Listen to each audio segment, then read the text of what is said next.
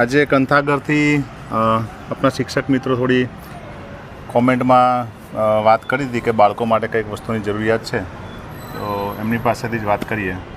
નમસ્તે. પહેલાં તો નમસ્તે સર. નમસ્તે. અમે સાહેબના ઇન્સ્ટાગ્રામમાં અવનવા વિડીયો જોતા અમે એમનાથી પ્રભાવિત હતા અને અમે અમારી સ્કૂલમાં અમારા સાથે છે રાકેશભાઈ, તો રાકેશભાઈ બંને વિડીયો જોઈને એવું વિચાર્યું કે સાહેબને રજૂઆત કરીએ. બાળકો અમારા આજુબાજુના પરિસ્થિતિ મુજબ ગરીબ બાળકો આવે છે, તો સાહેબને રજૂઆત કરેલી કે સાહેબ તમે સ્પીકરની સુવિધા કરી આપો અને સાથે જો માઇક પણ આપો તો બાળકોને એન્કરિંગમાં અને બધી રીતે સગવડ રહે અને બાળકો એક્ટિવ બને, તો એના માટે રજૂઆત કરી. અને આમ બી હોસ્પિટલની મુલાકાત કરવી જ હતી, તો આજે મુલાકાત બી થઈ ગઈ અને સાહેબની આ મદદ બી થઈ ગઈ, તો એ બદલ આપનો ખૂબ ખૂબ આભાર સર.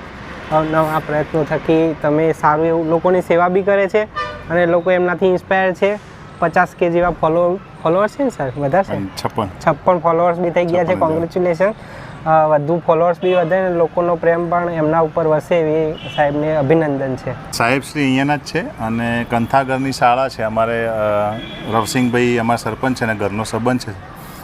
વાત આવી ફેસબુકમાં વાત આવી હતી કે આવી રીતે કંઈક જરૂરિયાત હોય તો મદદ કરો. આપણે વાત બી કરી, કોન્ટેક્ટ કરી, તમે ગમે ત્યારે આવો અને હું તમને લાવી આપીશ.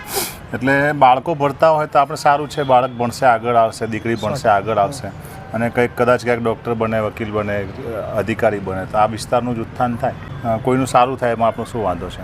એટલે એક માગણી હતી, તે એક માગણી પૂરી કરી છે. આભાર સર આપનો. અને વિડીયો બી બનાવવાની ઈચ્છા એટલી બધી નથી, પણ સાહેબશ્રીનો એક આગ્રહ હતો બાળકોને અમે બતાવી શકીએ, બનાવીએ તો એ બનાવ્યો છે. બાકી ડાબા હાથની દાન કરવાનું, જમણાની ખબર પડવા દેવાની.